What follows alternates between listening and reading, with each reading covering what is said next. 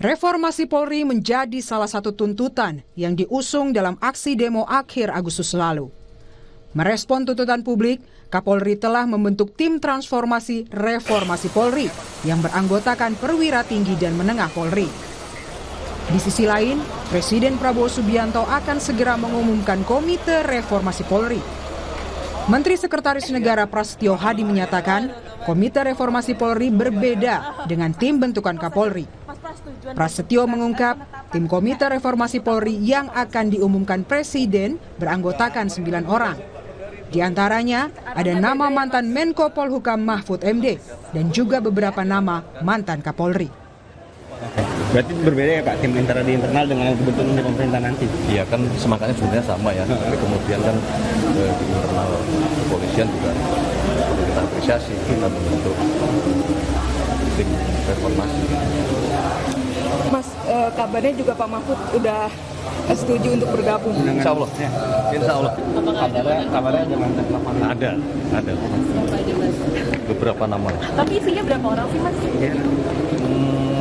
Mungkin kurang lebih ya sekitar 9. Mantan Menko Polhukam Mahfud MD bilang telah menerima tawaran untuk bergabung dalam Komite Reformasi Polri yang dibentuk Presiden Prabowo. Nah, disitulah kami diskusi banyak, tetapi yang ingin saya pastikan dari diskusi yang panjang itu, saya hanya menyampaikan konfirmasi satu hal, bahwa saya menyetujui seluruh rencana Pak Prabowo untuk reformasi, dan saya bisa ikut membantu dalam tim reformasi Polri saja. Sebelumnya, Kapolri Jenderal Listio Sigit Prabowo telah mengumumkan pembentukan tim transformasi reformasi Polri. Kapolri menegaskan pembentukan tim ini sebagai bentuk komitmen Polri untuk melakukan perbaikan institusi, meningkatkan transparansi, dan memenuhi harapan masyarakat. Harapan dibentuknya Komisi Reformasi Kepolisian, tentunya Polri juga mempersiapkan tim internal di dalam untuk kemudian melakukan evaluasi terhadap seluruh program yang sudah kita laksanakan, sehingga kemudian pada saatnya nanti masukan-masukan perbaikan yang diberikan pada kita segera bisa kita tindak lanjuti. Dengan adanya 2 lembaga yang mengawal reformasi Polri, akankah Polri bisa semakin cepat berbenah, memperbaiki diri, sehingga menjadi lembaga yang lebih melayani dan melindungi masyarakat? Tim Liputan, Kompas TV. Dikawal 2 lembaga atau 2 tim, akankah proses reformasi Polri bisa berjalan lebih cepat dan lebih baik? Kita ulas bersama anggota Komisi 3 DPR RI Rudianto Lalo dan pengamat kepolisian Bambang Rukminto. Selamat malam Pak Lalo juga Mas Bambang. Selamat malam. Malam. Dengan adanya 2 tim ini, DPR bagaimana mendesak bahwa tim ini harus bekerja dengan maksimal? Yang pertama tentu pembentukan tim transformasi reformasi Polri yang dibentuk oleh Pak Kapolri. Ya. Saya kira itu kita harus tanggapi sebagai respon cepat untuk menerjemahkan apa yang menjadi keinginan publik, keinginan Bapak Presiden yang ingin membentuk Komite Reformasi Polri. Yang sampai hari ini memang belum dikeluar kepresnya siapa-siapa nanti yang duduk di Komite Reformasi Polri. Kalau ditanya bagaimana nantinya, ini kan yang dibentuk Pak Kapolri kan internal ya, diisi oleh tidak akan tumpang tindih dengan yang dibentuk Presiden. Sementara Presiden tentunya akan pasti membentuk orang luar ya, ya di luar kepolisian. Tentu kalau ini kemudian duduk bersama, itu kan bagus, ya kan? Ada 2 internal dan eksternal duduk bersama kemudian merumuskan ide-ide gagasan apa yang kemudian lahir untuk perbaikan Polri ke depan, kan itu. Ya. Apa yang perlu diperbaiki Polri, tim inilah yang akan bekerja bersama saya kira. Karena kalau hanya sekedar Komite Reformasi dibentuk Presiden, tentu pasti akan berkoordinasi dengan internal kepolisian. Sehingga ketika kemudian sudah ada bentukan Pak Kapolri, ini akan sinergi nantinya, kolaborasi untuk merumuskan gagasan apa untuk memperbaiki Polri. Kalau Mas Bambang lihatnya 2 struktur ini ya, yang dibentuk internal Polri, yang dibentuk Presiden, apakah akan bisa saling melengkapi atau semestinya digabung dalam satu tim? Harusnya bisa saling melengkapi ya. Tadi saya barusan dari Mabes Polri mengikuti rapat dengar pendapat ya kawan-kawan dari beberapa kawan-kawan dari luar, saya dan banyaklah tokoh-tokoh, Mas Prof. Hermawan Sulistyo, Prof. Basuki Reksobowo, banyak tadi, ada sekitar 32 tokoh yang membahas yang ini hadir, khusus, Mas? membahas ini juga, membahas tim. Tadi nomenklaturnya sudah berubah ya. Apa itu? Menjadi tim akselerasi transformasi Polri. Tim akselerasi transformasi Polri. Ya, jadi bukan tim transformasi reformasi Polri. Ya, kemarin kan jadi dengan diksi atau nomenklatur itu kan jadi bingung ini reformasi atau transformasi seperti itu. Tapi tadi sudah berubah. Artinya langkah-langkah strategis sudah dilakukan oleh Polri untuk mendengarkan apa masukan-masukan dari masyarakat. Itu harapannya sih memang ada percepatan terkait dengan upaya membangun Polri yang profesional seperti itu. Memang publik tentunya skeptis apakah karena ini diisi oleh kawan-kawan Polri sendiri 52 orang kan. Ya. Ini jangan-jangan ini hanya sekedar gimmick saja untuk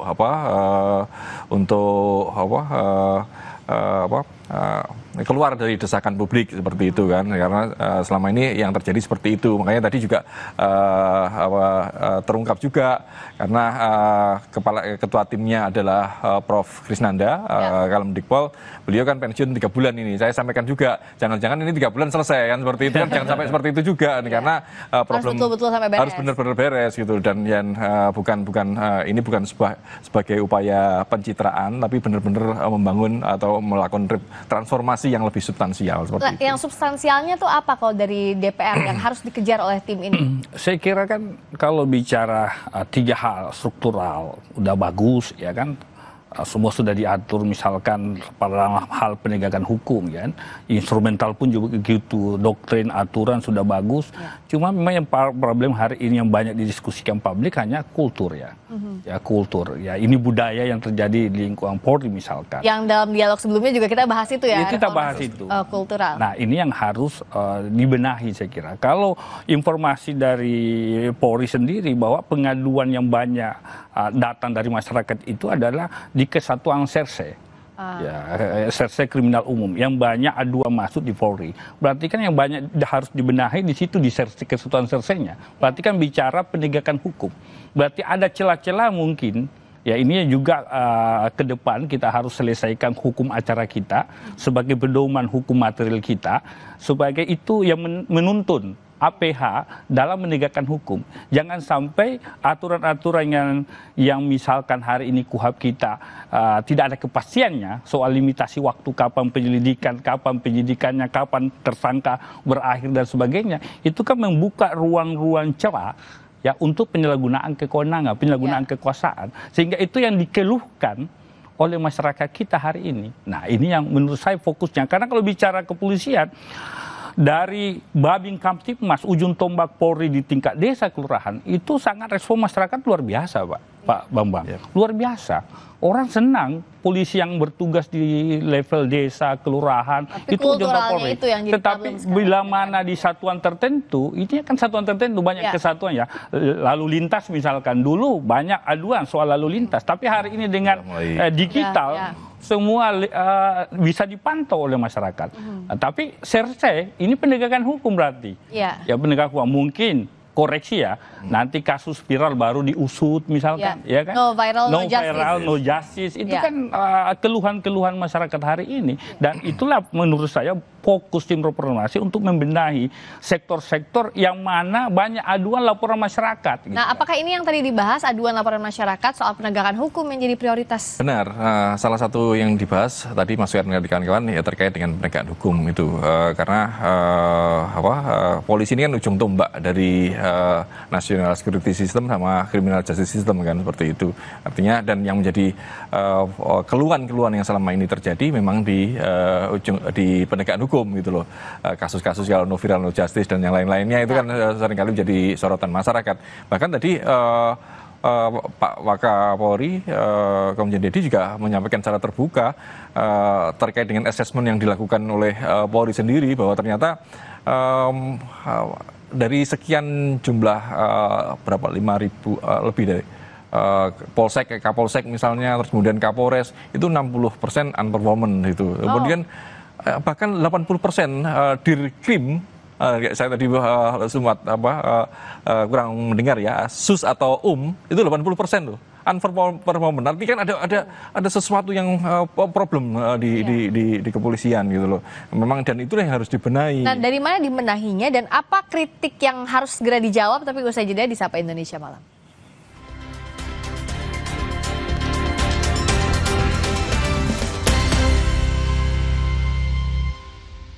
Happily, popok celana dewasa 3-in-1. Cocok untuk omalincah kayak Ega. Happily, ekstra serap nampung hingga 1200 ml. Gembung, ekstra kering, ekstra tipis. Ada ekstrak teh hijau, pakai dari pagi. Nyaman, kebelet. Pakai Happily say, praktis. Nongki kesandang-kesindang sampai malam, nggak bocor. Nggak kelihatan kan say, Ega pakai popok. Oma opa nggak usah worry lagi, pakai Happily. Happily, semua jadi easy. Wingscare. Floridina, nomor 1 freshnya, nomor 1 funnya. Bulir jeruknya asli, lebih banyak. Coco Beats-nya cuy-cuy, dapat segernya, dapat funnya. Floridina, nomor 1 fun, asli jeruknya, asli bulirnya. Lawan ketombe dengan Zinc Cool Booster baru. Deo Active Scalp Technology lawan 3 jenis ketombe. Boost sensasi dingin with glacier water and mint. Zinc Cool Booster, ketombe, no worries. Lion. Ada promo spesial, beli kecap sedap kedelai hitam spesial kemasan pouch, gratis toples serbaguna. Yuk koleksi toples sebanyak-banyaknya, ada 8 resep baru, Chef Wilgos juga. Bisa masak spesial setiap hari. Beli kecap sedap kedelai hitam spesial dari Wings Food. Minum 1 kaplet Caldana Flex setiap hari bila perlu. Caldana Flex mengandung glukosamin plus kalsium, vitamin D3, magnesium dan zinc untuk menjaga kesehatan tulang dan sendi. Caldana Flex bergerak dengan tulang dan sendi sehat. Diproduksi oleh Medicon. Baru Happily, popok celana dewasa 3-in-1. Cocok untuk omalincah kayak Ega. Happily, ekstra serap nampung hingga 1200 ml. Gembung, ekstra kering, ekstra tipis. Ada ekstrak teh hijau, pakai dari pagi. Nyaman, kebelet. Pakai Happily say, praktis. Nongki kesandang-kesindang sampai malam, nggak bocor. Nggak kelihatan kan say, Eka pakai popok. Oma opa nggak usah worry lagi, pakai Happily. Happily, semua jadi easy. Wingscare. Pernah dengar suara yang membuat jantung bergetar? Begitu menegangkan, membuat nyali naik turun.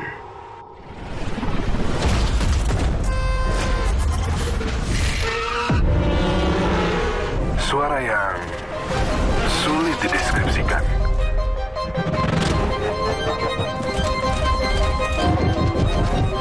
Ada momen-momen yang membuat napas tertahan.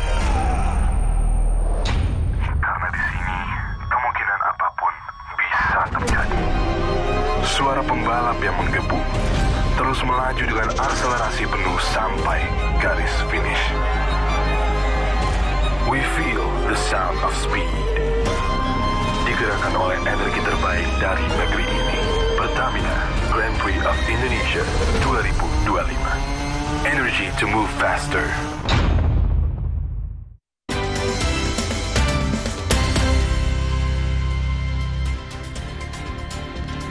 Masih membahas soal dikawal 2 lembaga atau 2 tim, akankah proses reformasi Polri bisa berjalan lebih cepat dan lebih baik? Kita masih mengulasnya bersama anggota Komisi 3 DPR RI Rudianto Lalo dan pengamat kepolisian Bambang Rukminto. Jadi dengan data tadi ya yang Mas Bambang sampaikan itu apa yang harus dilakukan? Langkah taktisnya lah, secara normatifnya kan kita sudah tahu ya apa yang jadi problem. Taktisnya gimana? Saya kira pengawasan paling utama. Ya, pengawasan internal, pengawasan eksternal. Terhadap polisi ya oknum ya yang misalkan rekam jejak, dapat pengaduan, laporan itu harus menjadi bahan masukan bagi pimpinan untuk memberi reward and punishment. Kalau ada oknum polisi banyak laporan misalkan dari masyarakat, harusnya jangan diberi tempat gitu kan, jangan diberi ruang di institusi kepolisian. Begitupun sebaliknya, kalau ada polisi yang berprestasi karena misalkan dia tidak kenal pimpinan-pimpinan, justru polisi seperti ini yang harus diberi ruang untuk menempati pos-pos penting di kepolisian. artinya meritokrasinya harusnya jalan. Ya, benar, meritokrasi, terus kemudian sistem pendidikan itu harus semuanya harus dibenahi. Dan tadi reward and punishment, karena selama ini karena meritokrasi tidak berjalan, karena reward punishmentnya juga tidak jalan gitu loh. Dan seperti yang disampaikan Pak Rudi tadi, kontrol pengawasan itu penting. Makanya kalau selama ini mengapa itu terjadi, ya kontrol pengawasannya lemah gitu loh. Makanya dengan adanya tim reformasi yang dibentuk Presiden, harapannya ini bisa mendorong ini. Ini ada kendala apa sih Polri kok tidak bisa melakukan itu seperti itu kan? Artinya kalau ada dorongan dari pemerintah, dari Presiden, ini akan agak akselerasi ini ada gitu loh. Tanpa ada itu, ya masyarakat akan menguap lagi, pesimis. Nah, kalau dari bayangan DPR, nanti saya akan tanya juga ke Mas Bambang, tapi sebenarnya idealnya bagaimana? Apakah dari internal kasih problemnya apa aja lalu diselesaikan dengan tim reformasi yang dibentuk Presiden, atau justru temuan dari tim reformasi Presiden yang terdiri dari eksternal ini yang kasih catatan untuk internal? Ya, semua saya kira bisa, mau eksternal, mau internal, kalau muaranya tujuannya untuk perbaikan institusi Polri, saya kira semua harus terbuka untuk menerima itu. Karena niatnya adalah perbaikan. Kami di Komisi 3 DPR selalu rapat dengar pendapat dengan mitra kepolisian karena adanya aduan masyarakat tentang misalkan proses penegakan hukum yang misalkan tebang pilih, penegakan hukum yang misalkan bermasalah gitu kan. Nah, karena dua masyarakat itu kita sampaikan bahwa betul-betul Polri harus menindak tegas apabila misalkan oknum-oknum melakukan yang melanggar hukum. Jangan ada kesan impunitas, jangan kesan melindungi anggota, supaya betul-betul ada disiplin di situ. Ya, pendisiplinan terhadap anggota yang melanggar misalkan. Karena kapan dilindungi, maka kesan akan itu tadi, persepsi masyarakat citranya akan buruk. Ya, karena citra kepercayaan publik itu yang jadi taruhannya. Kalau Mas Bambang soal konsep tadi gimana? Apakah kritik ini dari eksternal dulu, tim reformasi yang dibentuk Presiden dulu, atau ada semacam inventaris apa saja yang jadi masalah dari internal? Ya, pembentukan tim transformasi oleh transformasi Polri ini salah satunya untuk menginventarisir problem di kepolisian. Tadi juga sempat dibahas apa problem-problem, apakah ada tekanan-tekanan politik sehingga reward and punishment tidak jalan seperti itu. Itu kan juga perlu, tidak mungkin Polri sendiri untuk menyelesaikannya. Makanya eksternal ini penting sekali untuk mendorong, untuk mendukung perbaikan di Polri gitu, seperti itu. Kalau terakhir dari DPR, apa yang ingin didorong segera dari tim ini? Ya, kami berharap karena ini menjadi keinginan publik, keinginan Bapak Presiden dan Kapolri itu sudah menindaklanjuti. Kita berharap tim akselerasi transformasi Polri ini bergerak cepat, memetakan apa persoalan, apa akar masalahnya, lalu kemudian menindaklanjuti di lapangan. Yang pasti tidak sekedar bentuk-bentuk tim, tetapi actionnya di lapangan itu yang penting. Yang utama adalah, menurut hemat saya, reward and punishment itu harus jalan. Polisi yang berprestasi harus diberi tempat dan ruang. Polisi yang melanggar hukum misalkan, banyak aduan, banyak laporan, jangan diberi tempat. Nah, kalau itu jalan, saya kira polisi akan disegani dan dihormati. Mindset pola pikir harus dirubah, bahwa polisi tidak bicara tentang kekuasaan eksklusif, tetapi tentang pelayanan. Kembali yang didudukan dalam konstitusi kita. Tugas polisi melayani, melindungi, mengayomi masyarakat, menjaga, memelihara keamanan dan ketertiban. Kuncinya itu. Dan jangan sampai jadi omon-omon aja, karena momennya sudah ada, jangan sampai lewat begitu saja. Momentumnya jangan lewat terus. Ya, baik. Terima kasih Mas Bambang, terima kasih juga Pak Rudianto Lalo sudah hadir di Sapa Indonesia Malam. Dan saudara, perbincangan kita jadi akhir dari Sapa Indonesia Malam kali ini. Kami ingatkan Anda agar jangan lupa cukupi kebutuhan air mineral Anda setiap hari dan rasakan kesejukannya. Saya Friska Clarissa bersama rekan saya Radhi Saputro pamit undur diri. Terima kasih. Sampai jumpa. Silakan diminum.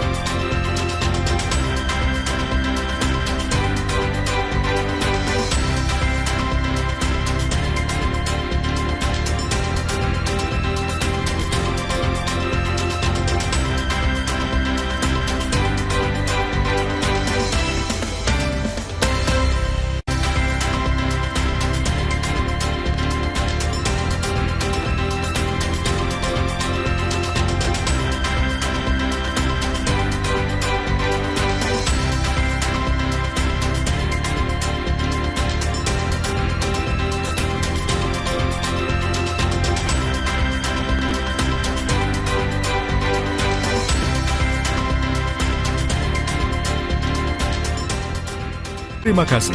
Anda telah menyaksikan Sapa Indonesia.